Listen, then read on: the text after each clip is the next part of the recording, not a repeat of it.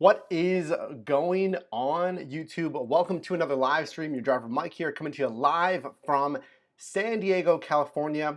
And in this live stream, I'm sharing you details about my first Lyft ride in over a year. Initially driving and signing up on the platform in late 2015. It's been a while and I drove for a few years, but recently it's been over a year since I've taken a ride as a driver on the Lyft platform. We're going to talk about that. And we're going to do a few comparisons of Lyft from old until Lyft of new, currently as it is. But hey, before we get into that, if this is the first time that you and I are meeting, this channel is dedicated to your success in the gig economy, whether that is a rideshare, delivery, or even scooter charging. Yes, that is a thing. I want to welcome you here to the channel. So firstly, let me know where you are watching from. Post that down below in the live chat, or if you're watching this in the rebroadcast, definitely let me know where you're watching from and post your questions in the live chat as well. So let's get into it, guys. As you saw in the thumbnail, my first Lyft ride in over a year. Let's jump right into it. Here it is. My first Lyft ride, and again, guys, we're going to talk about why it may still be worth it to drive for Lyft. Guys, if you don't know, these rideshare platforms, it's very simple. Using your personal vehicle or sometimes a rental vehicle and shuttling passengers from point A, point B, maybe some stops in between. I'm sure most of you are familiar with ride-sharing platforms like Uber and Lyft. And this is my first ride. Let's take a look at it. This ride paid based on time plus distance plus a base fare. We're going to get into a little bit of a breakdown on that later on. $10.79. I want you all to look at this. It is a really almost an exactly 10-mile ride, 10.03 miles to be exact. And it took 15 minutes. And I can already see, again, guys, we're going to compare the old Lyft of 2015, 2016 to current day Lyft. And actually, let me just give you an example right now, guys, of something that I noticed as a, well, almost kind of OG Lyft driver from back in the day, 2015. Guys, these companies didn't get founded until about 2012-ish. I mean, they really didn't catch fire until 2013, 14, and again 2015.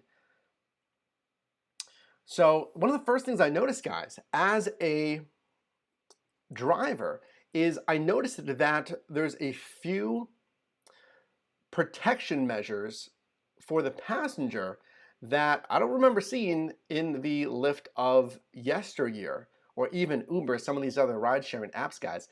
And if you take note here, look at the ride. The blue icon, and I know it's small there in the center of the screenshot, that's our starting destination. The pink icon is our ending destination, downtown San Diego. What did I notice? Here's one of the first differences that I noticed is I could not zoom in on that map within my app.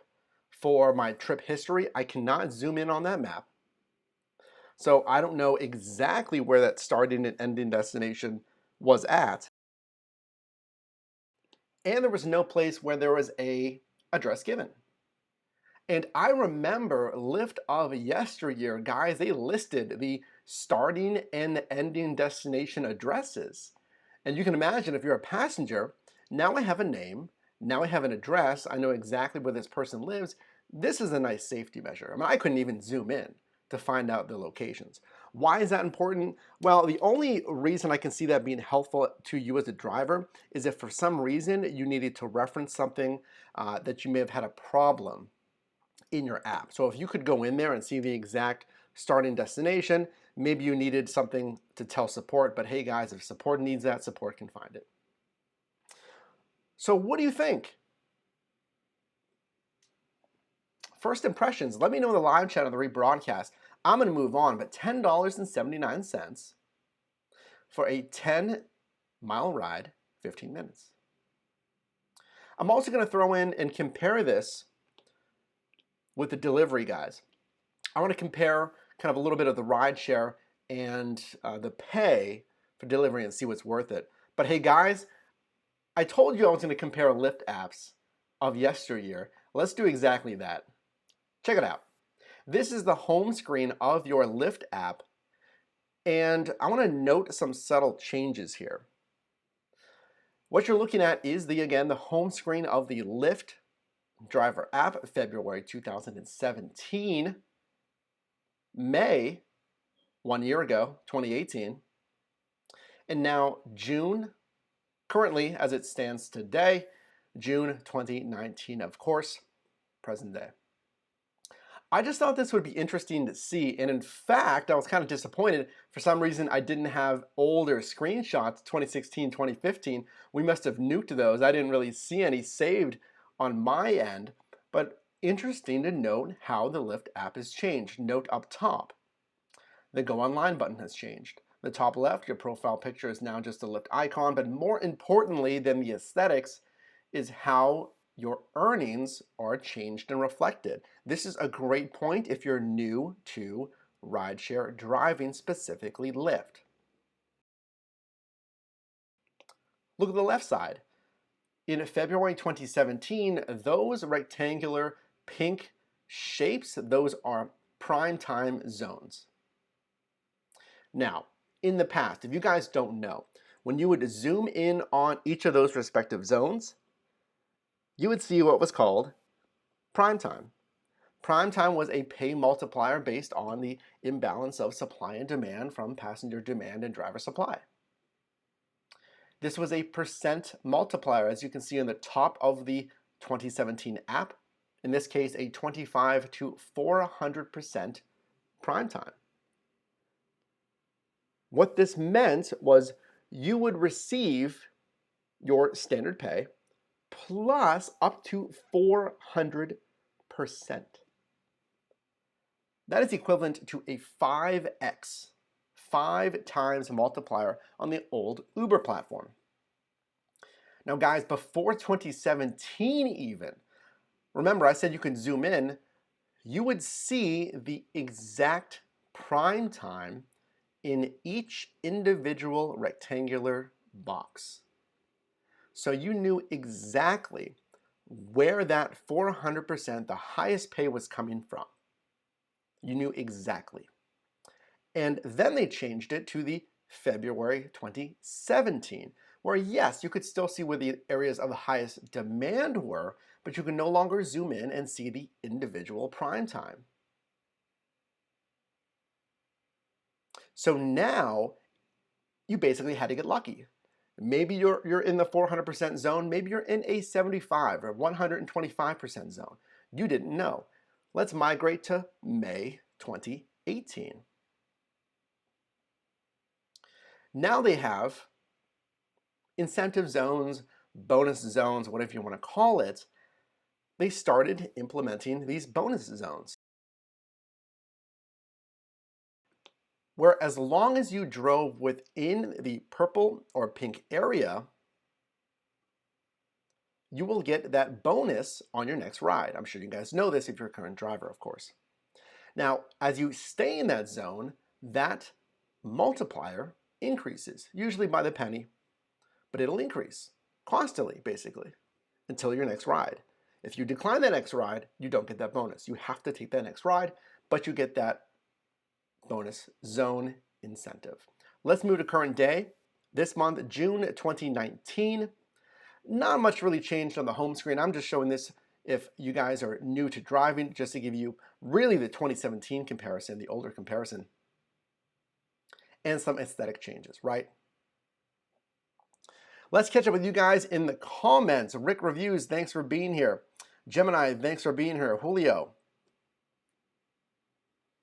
Rick Review says, I like the moving banner on the bottom. I appreciate that, Rick. Julio, Lyft is good in San Diego. I make real good money weekend nights, mainly around downtown.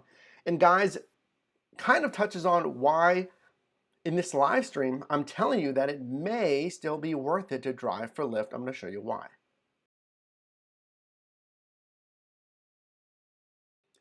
Julio continues, I wish they still had prime time though. Now they're calling this the bonuses on your rides. Now, speaking of bonuses, let's show you a ride bonus. So when you do get a ride bonus, guys, this is what it looks like. Once you get the ride incentive, the ride bonus, you will see it, of course, indicated on your screen when you receive that ride request. We can see in this scenario, I received $5.66. Here's why this is so important. Listen to this, please. This ride bonus, in this case, again, we're in an incentive bonus zone, $5.66. Remember, you still have the option to win that tip from the customer. So not only are you getting your standard Lyft pay, but you're guaranteed this ride bonus. You're guaranteed the $5.66 ride bonus. Fantastic. You've just basically doubled your pay if this is a really short ride based on minimum payouts in most markets. But through service and the right amenities, you may be able to add on a tip as well. And guys, don't assume that just because you have a ride bonus, you don't need to work for a tip, or in some way that the passenger knows they're paying more. They most likely are paying more because this is a high demand time of the day or night. Don't assume that you're not going to get a tip. There's people who will tip regardless of pay. So I want you to look at, number one, having great customer service. If you don't have customer service, if you don't have the servicing during the ride, we have plenty of videos on this channel talking about how to manage rideshare rides. But secondly, I want you to have the right accessories as well. Consider signing up for platforms like Cargo. There's affiliate links down below in the description. We have an entire playlist. In fact, I'll link it above in the card after this video so you can educate yourself about what Cargo is and how it can make you, as a driver, $100 extra per month on average, and top drivers are earning over $300 per month on the Cargo platform as a rideshare driver. So there's ways to stack your earnings. So that is now what's called ride bonus. Again, Julio mentioned this was called perhaps prime time in the past. There's another comparison with the old and the new. And I think that's kind of interesting, guys, because is this not just prime time? Basically, it is. Those bonus zones that we showed you right here, these bonus zones are based on what? Demand. They're based on demand, just like prime time on the left-hand side of yesteryear. It's basically the same thing. Again, going back to ride bonus, that ride bonus is based on you servicing an area with high demand. Jen Joy says, hi Mike, thanks for being here. William, thanks for being here, and Pico as well. Thank you guys. William says, hey, I'm here in San Ysidro, that is south of here in San Diego. I just wish that there was more Lime scooters in my area. And guys, with Lime scooters, again, we have plenty of videos on making money as a Lime juicer, or not making money. Your marketplace, if active in Lime, with Lime scooters, can definitely vary, really based on municipality, we'll say, area of your city. It can vary greatly. Even though you're in the same marketplace, those scooters can vary greatly in availability.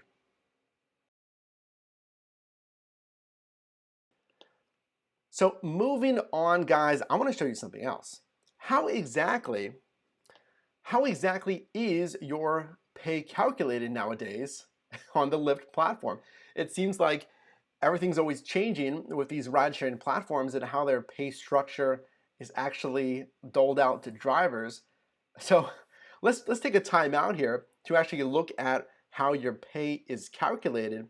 But before we do that, guys, if you can do one thing for me, if you are enjoying the content here on the live stream, if you like the content here on the channel, consider leaving a like on this live stream. It shows me that you guys do like the live streams here on the channel, gets more people in here. more people on the Your Driver Mike team. And of course, since we're streaming here on YouTube, it boosts us in YouTube's almighty algorithm, guys.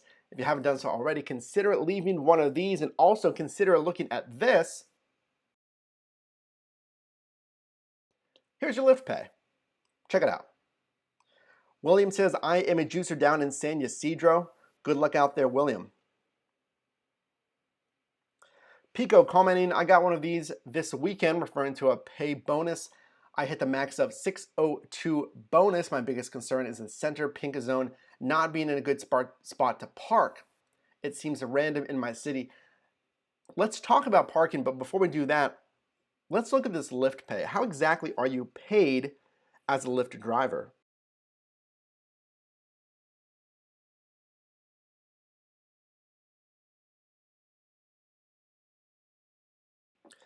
Let's follow this together. And this is in your app. And you can see at the top of the app, it says earnings calculation. You can find this if you're doing trips in your trip history. You can click on earnings calculation. So your pay, follow with me up top. Pay is equal to your time plus your distance plus your base rate.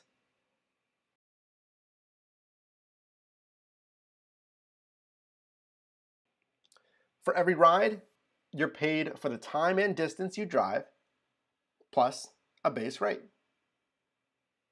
You might also get bonuses or tips. There we go. Yes, you will, guys. Base, time, and distance rates can change by region or ride type. Exactly, guys. You can find that by doing a quick Google search. You can type in Lyft Pay San Francisco, Lyft Pay San Diego, or simply go to your city's passenger website. Using a similar kind of search, again, Lyft San Diego, it'll probably bring you to the rider page for that, not the driver page. And you can do a fare estimate. And in there, typically, there's a info tab to break down your rates in your marketplace. Now, let's look at the bottom. Pay starts at pickup. We start calculating your pay when you pick up your passengers. Very good. If you arrive for your passenger and they take longer than a minute to get to your car, we'll pay you for your wait time. That is, again, your time rate in your market. So just to reiterate that, that's important. If you arrive for your passenger and they take longer than a minute, you'll get paid wait time. It's not going to be a lot, guys. I'm just telling you, but it's better than nothing. Now, I do know as well that 6 marketplaces are experimenting with a new pay structure that will actually pay you as a driver on your way to the pickup. That is a first. Your pay will start from the moment you hit the accept button.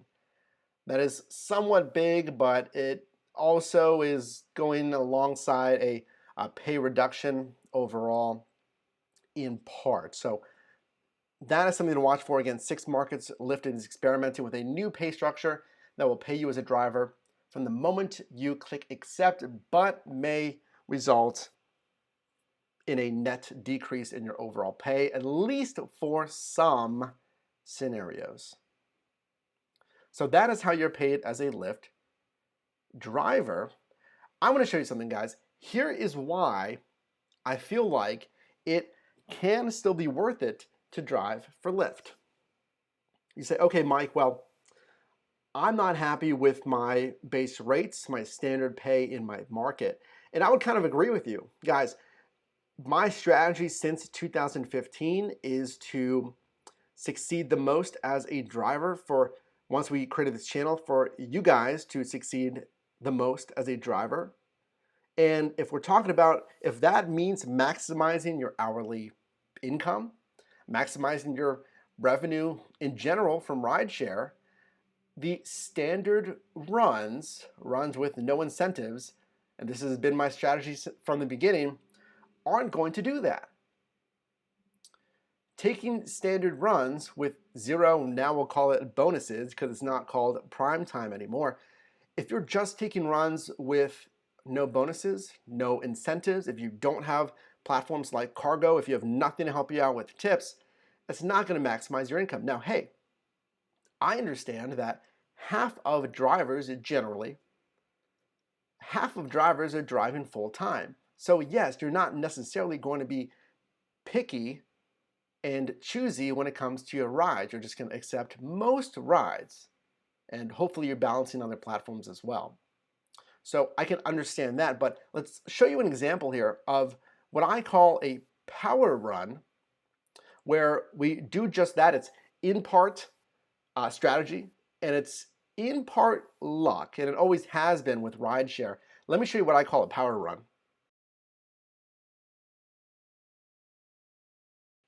So this is our Lyft power run. You can see pays $14.37.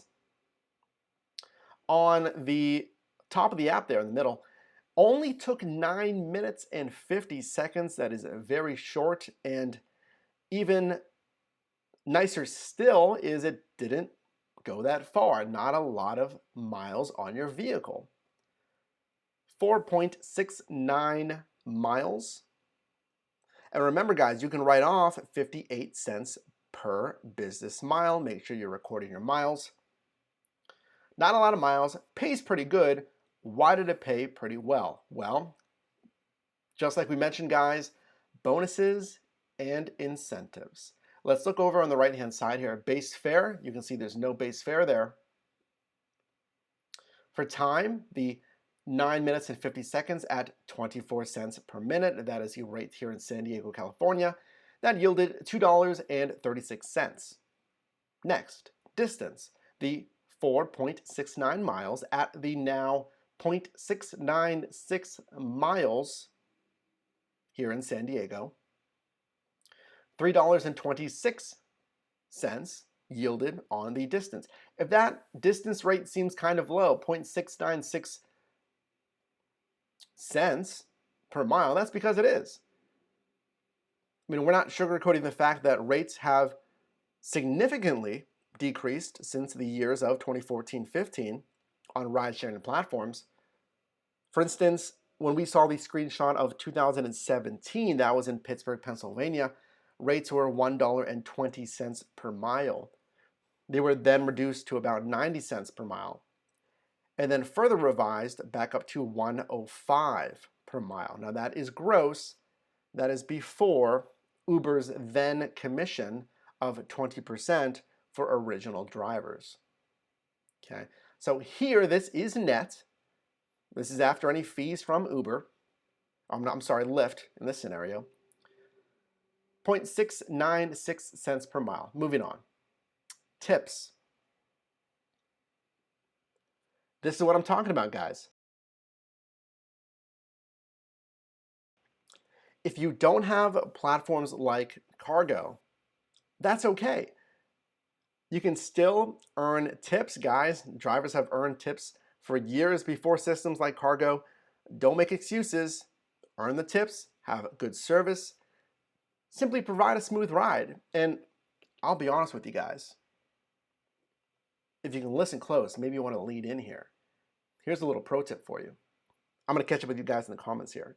But in my opinion, ride-sharing platforms have really interestingly changed on the behavioral aspect of it since 2014 and 2015, when there was a lot of, again, in my opinion, the new conversation between the driver and the passenger. That's kind of how it went. There was usually some conversation during the ride, but now it seems like a lot of passengers, particularly perhaps younger demographics, we're talking millennials and Gen Z, that really highly prefer no conversation. No conversation with you as a driver. And that is echoed in some of these platforms actually implementing a do not talk to me button. Basically a silent ride kind of button. Lyft called this feature Zen mode in the past, and when they were piloting this feature kind of as a quiet button, the don't talk to me button. Now, hey, that kind of think about it, guys. That kind of makes it easier for you as a driver. I mean, you don't have to intently listen and carry a conversation.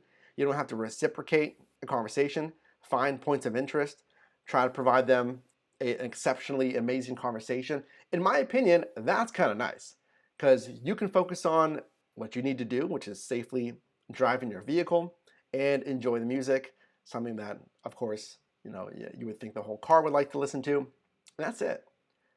Nothing wrong with great conversation, but the tips that, and again, we'll go back here, but a lot of my rides, and I only did a handful of rides, guys. I did not do a lot of rides. I was just kind of getting my feet wet again. The majority, I think 99% of my rides that night were basically silent rides, uh, mostly because everyone was in a pair or a group and they would talk amongst themselves. And remember, guys, I mean, I don't want you to get offended by that. If your passengers don't want to talk, don't try to force a conversation because you're there to earn some income, right? Now, if you'll earn more income being silent, or if you'll earn more income carrying a good conversation, either is fine because your end goal should be to maximize your income with power runs like this. So we earned a $5 tip. Guys, again, I have no idea if that was based on my driving, professional driving. I got there in a prompt manner, or it was just basically the friendly conversation. Normally, I think it is just friendly conversation and finding a connection with your passengers. Connect on something, common interests, just something. But again, don't force it. Moving on, we had a ride bonus. So we can see here, we're just adding and stacking our revenue. Tips, bonuses, our standard pay. That's what's going to make Lyft, and here's a thesis, guys. This is what makes Lyft and ride-sharing platforms partly still worth it. Again, there's no perfect platform, guys, but this is what can make rideshare still worth it. And if you're saying, hey, I'm an OG, I know this, Mike, I've driven since 14, 15, absolutely. But guys, if you're a newer driver, 2018, or even now just signing up, this is important. In fact, consider sharing this. There we go. Consider sharing this stream with someone who just signed up, who is considering signing up for, in this case, the Lyft platform. And I encourage you to sign up if you could with the affiliate link down below in the description. That is my affiliate link to sign up for the Lyft platform. Because remember, guys, it doesn't have to be a full-time thing.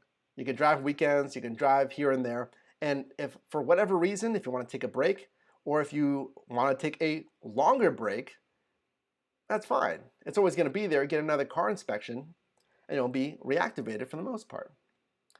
So there we go. I just wanted to highlight the tips and bonuses feature. And again, I encourage you to make sure you are providing great service, driving professionally, and considering platforms like Cargo to maximize that. So guys, how much? How much did we actually earn during this driving run? Come on, Mike, right? Should we do the Jerry Maguire? Show me the money, Mike. Come on. How much did you make? Just show us. On 6 trips, in about 2.5 hours online, we did $70.93. Of those 6 rides, we received 2 tips from those rides. I'm actually double checking my app right now to see if that's changed.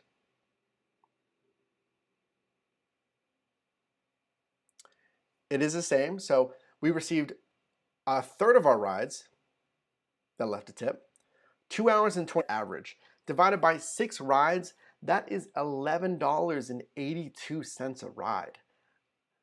That is fantastic. That's where you want to be. $10+ a ride, guys. Why? Look below. We can see our power run there. We earned a tip. We earned a bonus. The ride before that, we earned another bonus. And if we continue down, there were even more rides with tips and bonuses. Not all of them. I think we had at least one or so that didn't have a ride bonus on there. Well, how do I get a ride bonus, Mike? we can see here, these are later night runs. You can see midnight, 11:56 p.m. at night. This was on Saturday evening. Now, you're going to have to serve areas with high demand. When is there high demand? Guys, it's the same formula. It's big events, bar closing, whatever. Concerts, nightlife areas. It stands to reason. Areas where there's more passenger demand. That's never changed, really. Quasim, thanks for being here. So $11+ a ride, that's fantastic. And I want to just kind of highlight here, guys, is I was not online constantly. I was toggling the Lyft app and I did a few deliveries, I believe, if I remember correctly. Again, really just getting my feet wet again with Lyft. And guys, if you're new to rideshare, I kind of encourage you to almost do the same thing, is take a ride and then maybe go offline. If you want to go offline for 10, 15 minutes, just look at your app, understand the earnings breakdown. Just go in there, just tinker around in the app as a new driver. Make sure you're familiar with everything in there on the earnings breakdown. And again, just kind of this screen. Just if you want to play around with this, go ahead. You don't have to immediately take another ride. When you're ready, click online. That's kind of the good thing about the gig economy is you can go online, you can become available to take requests at your convenience. Okay, so $70.93 divided by, let's just say 2.5 hours, right? Do you want to know that number, guys? $28.37 per hour. Guys, $28.37 per hour. People say that rideshare is dying as far as the earnings opportunities. Now, it's certainly not 2015. I'm telling you, there was these bonus zones. Again, it was called a prime time. Basically, every single night, most hours of the evening. I'm talking like 6 p.m. onwards. You know, it doesn't have to be just bar closing. So yes, some of the traits of ride-sharing platforms certainly weren't 2015, but come on, guys, it's been 4 years, almost 5 years. So yes, these apps are going to change. These are now public companies, both Uber and Lyft. I understand that, but all we really care about is our income, right? I mean, to be frank, all you and I really care about is our income as a driver. So the strategy is still somewhat similar. Let's do it. Let's focus on, in this case, ride bonuses, the service, the tips, as always. And please remember to diversify your gig economy portfolio. That is big as well. You saw, guys, earlier last week, DoorDash went down for Dashers doing deliveries. How about that, guys? Dashers doing deliveries. That's a tongue twister. So you never know what's going to happen. Guys, Lyft has gone down before. Uber has gone down before. Be prepared. Sign up for these apps. Check the links down below. So guys, right now, if you haven't done so already, and Rick Reviews, the moving banner again makes things feel more exciting. I appreciate that. Thanks for being here, Rick Reviews. Let's move to Q&A. I want to see some questions, guys. I want to see some questions in the live chat. If you have questions on how the Lyft runs went for me, and I'm going to do some Lyft and or delivery right after this, which I think is very fascinating. While I wait for you guys' questions, let me know. What questions do you have on my runs, on Lyft driving strategies in 2018, rideshare versus delivery, anything? Feel free to let me know. I'm going to let you post your questions in the live chat, or if you're watching this in the rebroadcast, let me know down below in the comments. And while you do that, speaking of delivery, let me give you a comparison. I told you I was going to do this earlier in the stream. A comparison about delivery and rideshare. Here's what I noticed.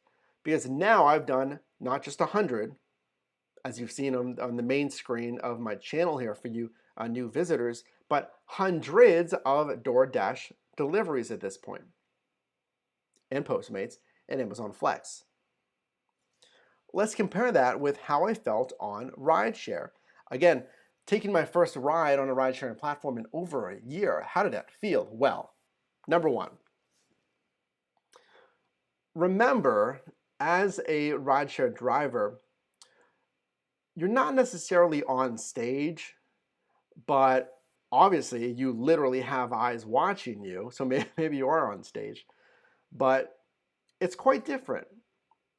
If you're a delivery driver that, I mean, guys, my passenger seat was my office. I will tell you that.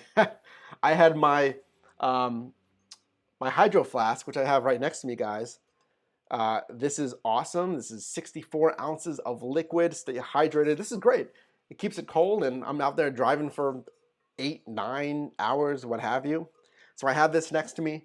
Actually, if you're interested in anything like this, and I've also linked a smaller one down below, at the way bottom of my description is our Amazon store for all of your accessories, anything with rideshare or delivery. There's a link down there to check out all of my recommended items for accessories in the gig economy. So check that out, including that, which is a great product. So I would have that next to me. And I would have basically snacks next to me doing delivery. You know, chips, pretzels, what have you, just directly next to me in the passenger seat. And what I've even started to do, guys, is, and I recommend this, and I've recommended this before for rideshare drivers. I do for lunch or dinner.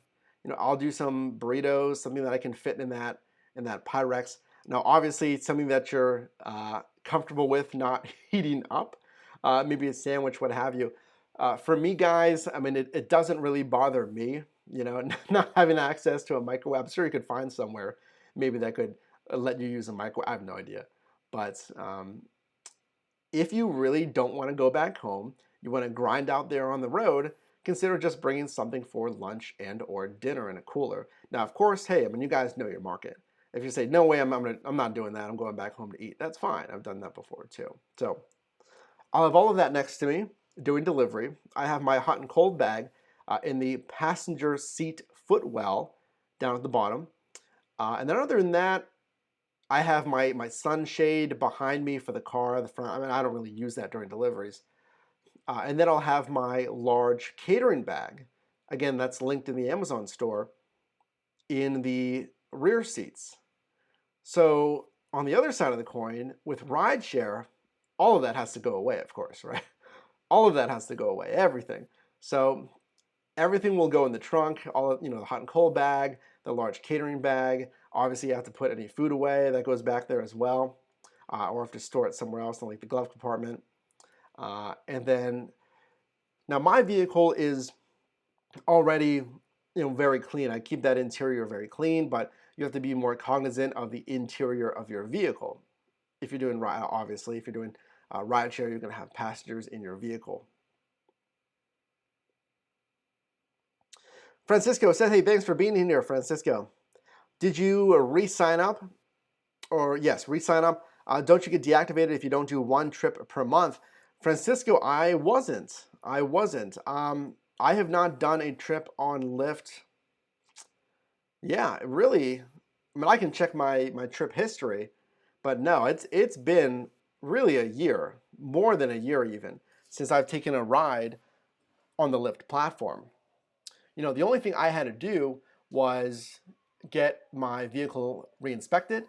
And shout outs to Lyft. What I really liked is they offered a free vehicle inspection at a Jiffy Lube, and I apologize if there's some background noise. We have a police officer going by. But what I really appreciated was Lyft offering a free vehicle inspection for their platform at a Jiffy Lube that was pretty close by. So shout outs to Lyft for that. But no, I didn't have to re-sign up or anything. Rook Review says, I couldn't have a bunch of food next to me in the car. I'm not to be trusted. And it's kind of funny, guys. You know, having snacks or lunch and dinner next to you is, I would actually keep the Tupperware behind me in the rear seats, you know, on the footwell. I just put it kind of down there, and I'd have the snacks next to me. And I just think to myself, okay, if I ate breakfast when I started, I'm probably gonna snack for a bit and then eat at the 4-hour mark, right? Kind of like halfway through my driving. just like I would do in my 9 to 5, 2 hours you take a break, another 2 hours you get your lunch, another 2 hours you get your break, right? That's how the day would typically be mapped out. So right around the 4 hour mark, I'm like, all right, now it's time for lunch or dinner, Rick. That's kind of what I would do there. So guys, other than that, I don't see any other questions here in the live chat. So before you go, guys, one more thing, of course, if you haven't done so already, if you do know somebody that is signing up for Lyft, that's a current driver, a new driver, consider sharing this stream with them. And hey, if you haven't done so already on your way out, please consider leaving a like on this video. Shows me that you get value in this live stream, and the content here on the channel gets more people in here, more people on the Driver Mike team, and of course, since we're beaming through the Logitech Brio on the internet via YouTube, it boosts us in YouTube's almighty algorithm. It actually does, guys. It does boost us in YouTube's almighty algorithm. Consider leaving one of these on the video as well, and check out the recommended videos here on the channel for a lot more on everything in this side hustle gig economy. Thanks for watching, guys, and hey, I will see you in the next one.